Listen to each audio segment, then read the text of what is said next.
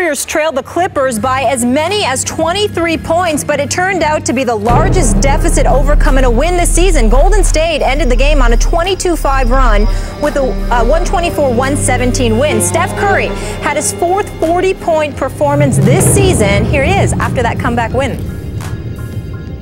This just shows the resiliency of this team on the road against a good Clippers team, down 23, to never feel like we're out of it, fight our way back, get within one, they go up by 10, you feel like you get deflated at that point, but we didn't. And just had confidence down the stretch and maturity that we relied on starting last year and growing into this year. 13-0. Stephen A., how crucial was last night's win for the Warriors? I don't think it was crucial. I just think it's adding, dressing, just adding icing to the cake that they already have and eat frequently against the Los Angeles Clippers. I just think it's one of those situations where, Blake Griffin ultimately said it correctly. It's not really a rivalry because the Warriors are simply having their way with the Clippers when it counts most. And that's what this comes down to right now. They're walking around as the reigning, defending NBA champions. Last night, particularly in the fourth quarter, they were toying with the Los Angeles Clippers. They were having fun out there. That's the scary part about the Golden State Warriors right now. Steph Curry iced it up. I mean, when Chris Paul was absolutely displaying his greatness, going ballistic, when Steph Curry was on the bench at foul trouble, you just saw Steph Curry. You looked in his eyes and you knew that he was going to come out there and he was going to have something to say about the outcome of this game. He was not going to stand around and watch Chris Paul put on this show. Steph Curry showed why he's the league MVP. It wasn't because of his numbers. It wasn't because of the 40 or what have you.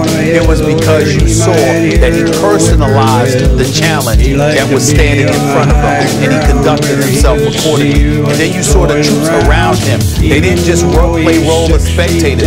They joined in on the party. Andre Iguodala, Harrison Barnes, Klay Thompson with that step back three, which was a beautiful shot on his part. You just saw these guys stepping. Draymond Green, even undersized, playing the five, being as feisty and competitive as he is, a Tom Izzo kind of guy.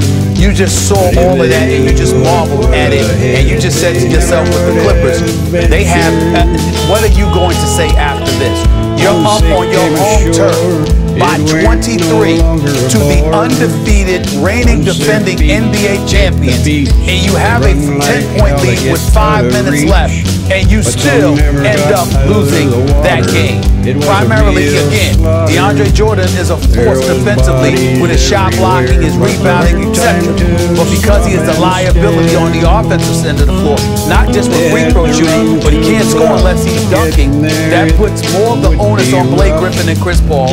And then I'm looking at Blake Griffin, you embrace the double team, you're spinning through it, you're throwing up ill-advised shots. This dude is a tremendous player and a star in this league.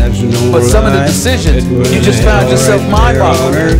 You can't afford to make those mistakes against the Golden State Warriors. The Clippers did.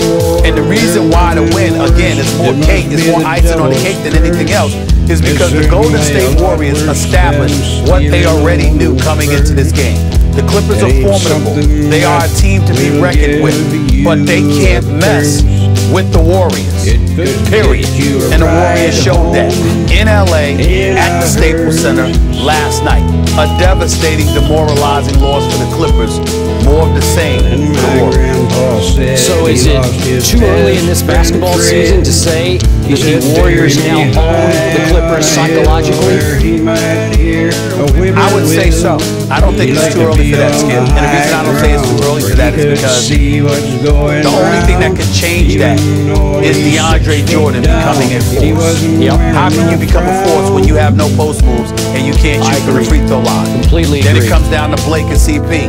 You can't. I think they're owned right now. I completely agree, which is why it felt to me last night as if the Warriors actually enjoyed falling behind by 23 points with 9:22 left in the second quarter of that game, because they knew deep down they could come back on this team. And they knew deep down if they did come back and beat this team in its house from 23 down, would crush what's left of their confidence against the Warriors. And that's exactly what they began to do. And so we saw CP3 go from doubtful before the game, as we said on the show yesterday, to sure thing in the first quarter, right? He played, and boy, did he play. He makes 7 of his 7 shots in the first quarter, and it looked like the Clippers were going to roll at home. And then what started happening? To me, just as Steph Curry is shattering the mold at 6 feet 3 inches, slim, not all that physical, as the best player in the NBA, that little guy is the best player in the NBA. Their little lineup is the best lineup in the NBA, and I've never seen it quite like this, Stephen A., and I think you haven't either. You realize their small ball lineup, when they played, you mentioned Draymond at the 5, and remember, he led the team in assists last night with 9. He is the point center for the small ball lineup. So you got Steph and Clay and Harrison Barnes and Iguodala, and then Draymond as your center. That lineup averages 6 feet 6 inches tall. Well, in today's NBA, you would say that's impossible. You're going to get killed on the boards, and they killed the Clippers on the boards. For the game, they were up 44-35 in rebounds. Guess who led the Warriors, the visiting team, in rebounds? Steph had 11. Steph Curry, little Steph's. Unbelievable. You know, thin little Steph got 11. Obviously he's got to get some loose ball, hustle rebounds, but 44-35 in rebounds. And those 5 guys I talked about in the small ball lineup, they all in plus minus had plus nights. And the 3 Warriors big guys, Bogut, Ezeli, Spates, the 3 big guys, all had minuses in plus minus. So they're way better off when they play their little lineup with their little point guard Steph as the MVP of the league. And he looks like he's well on his way to winning back-to-back MVPs. I've never seen anything quite like that. I'm running out of superlatives here, but this team, when it came crunch time in the fourth quarter, I don't know if you looked at the box, Stephen A., they made 8 of 9 3-point shots in the fourth quarter. It's like, watch this. Right. We got you here. Steph makes 3, and Clay makes a couple, and Iggy makes a couple, and they just shoot you out of your own gym. It's unbelievable what they're doing. It is unbelievable, but let's break it down. First of all, when you have a presence like Steph Curry, who's the greatest shooter anybody with sense has ever seen in the history of basketball. I agree. You have somebody that you have to monitor. You have to chase him around. You have to guard him off the ball. He's running around screens and picks. He's doing all types of stuff. You've got to contend with that. But then when you have the other shooters around him, keep in mind, Skip, obviously not Andrew Bogut, who only attempted 3 shots and made 1. The other 4 guys, Klay Thompson, Harrison Barnes, Andre Iguodala, and Draymond Green, all shot better than 50% for the field last night. All of them. Every one of them. Klay Thompson had 25 on 6 of 12 shooting and 3 of 5 from 3-point range. Harrison Barnes shot 9 of 15 from the field and 3 of 5 from 3-point range. Andre Iguodala hit 3 of his 4 shots and both of his 3-pointers. And Draymond Green hit 7 of 9 shots. So this level of marksmanship, now obviously they can shoot a little bit, but what helps is that a lot of their shots are open because of how well Steph Curry balls, not just as a shooter, but as a ball handler. You have to watch him so desperately that he ultimately gets a shot to the open man. And even when Draymond Green or somebody else has an open shot, because all eyes are on Curry, somebody else is open. So when they think that the assists are a little bit deceiving, because it ain't that. Look, I can average 10 assists for the Golden State Warriors. Just give it to somebody when you walk past half court and watch them shoot. I mean, it's really that simple with these guys. I mean, they're that good in terms of shooting the basketball. But I think, Skip, where you and I need to really point this out on this show, Skip Bayless, I got to look at Doc Rivers. That's my man. You know how much we love Doc Rivers. But the 19-point lead that you gave up by getting outscored 49-9 in Game 6 of that Western Conference semifinals in LA. Agree. You come back. You're here in the Staples Center. You got a 23-point lead against the reigning defending NBA champions who are undefeated. And they come back, and they're literally on the court, just giggling as they're torturing you, creeping up on you. They were. And you have no answer. Nope. So Doc Rivers, I hate to say this, Doc Rivers has 1 or 2 choices. You're going to have to figure out a way to get more production from a DeAndre Jordan to take advantage of the inevitable mismatch his presence with Blake Griffin on the court would cause? Or you're going to have to make a trade and be able to go small to go up against Golden State.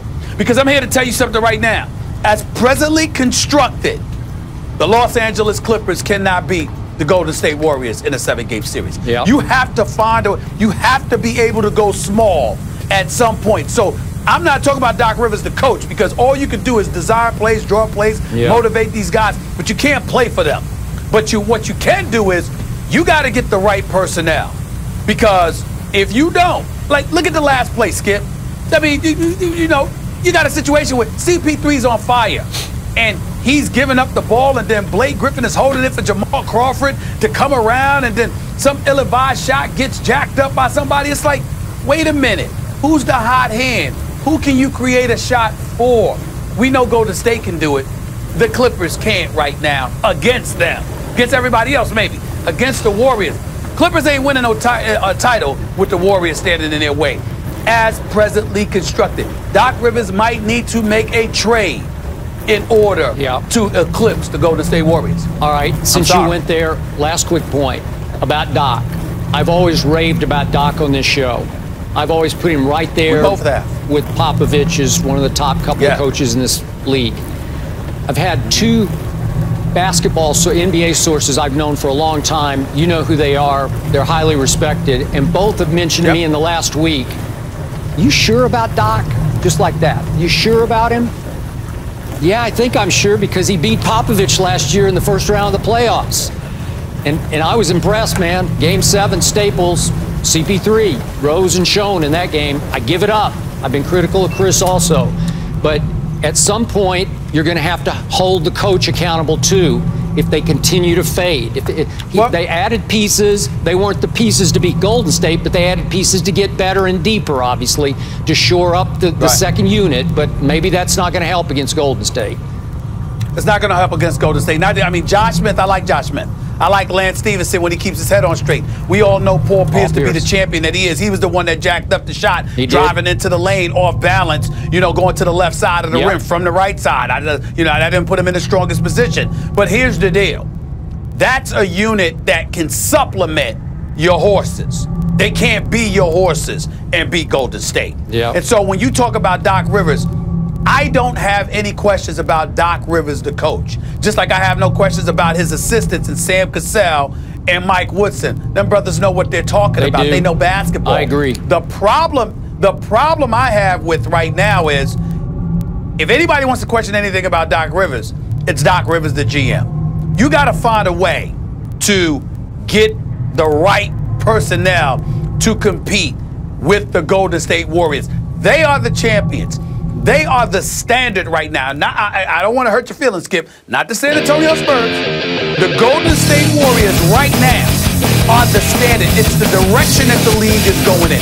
Even with your Spurs, as elite as they are, Kawhi Leonard is going to be the key, because, Skip, you're not going to be able to play both LaMarcus Aldridge and Tim Duncan against them and stop them. You're not going to be able to do it. They can score on you, but you will not stop Golden State with those bigs in there. You have to be able to go small. Kawhi Leonard is going to be a key. The Clippers don't have anybody like Kawhi Leonard. They don't have that guy that can score and can be a stopper. And that's your problem. Doc Rivers, the president of basketball operations, the GM, he has got to find a way to be able to go small to beat Golden State, because being large with DeAndre Jordan ain't gonna get it done. Those Clippers will be perennial playoff contenders going home before the finals as long as Steph Curry and those boys are in Golden State with this roster, because they can't beat them. Not in a 7-game series. They can't do it. Sorry about this. No, go ahead. My Spurs beat Golden State at Golden State early last year, and they beat them late in San Antonio when Golden State was flying highest. I'm sticking with my Spurs. All right. I hear what you're saying. I'm saying they're the kryptonite. Okay. Speaking of that golden standard and that 13-0 tear, that hasn't happened in over a decade. The last time was 13 years ago. It was the Dallas Mavericks. So, again, just to put in perspective what they're doing. And the Packers were on a ridiculous tear, 6-0, and now they've dropped 3 straight. Lately, that bad man has been just bad, not in a good way. Well, that changed this weekend. The Vikings and Packers duke it out.